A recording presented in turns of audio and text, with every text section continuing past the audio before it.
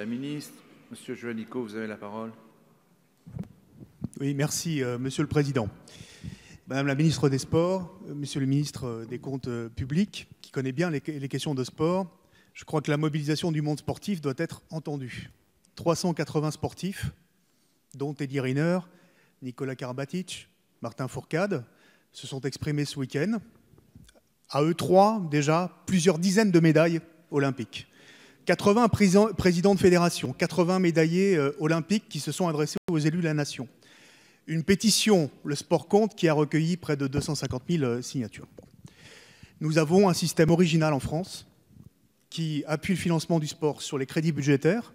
Ils sont en baisse sur 2 exercices budgétaires que vous avez présentés et sur des taxes affectées. Et c'est ça qui fait la force de notre modèle sportif français. Des taxes de 1,8% sur les jeux de loterie et de hasard, notamment de la Française des Jeux, mais pas seulement. Et ça, c'est vertueux, parce que d'une addiction, on va sur le sport.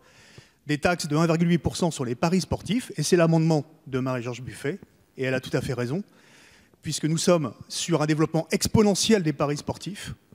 1,7 milliard de plus en 2018, grâce à l'effet Coupe du Monde, ce qui veut dire que le rendement théorique de la taxe affectée sur les paris sportifs, ce ne sera pas 90 millions d'euros, mais ce sera 110 ou 120 millions d'euros qui seront récoltés en 2018 théoriquement, mais qui iront surtout dans les caisses de l'État. Et puis la taxe Buffet, qui est la taxe qui permet la solidarité entre le sport professionnel et le sport amateur.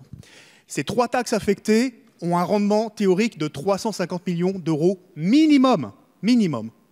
Il y avait toujours eu un équilibre entre ce qui allait au sport, les 2 tiers, et on l'avait porté à un maximum historique en 2017.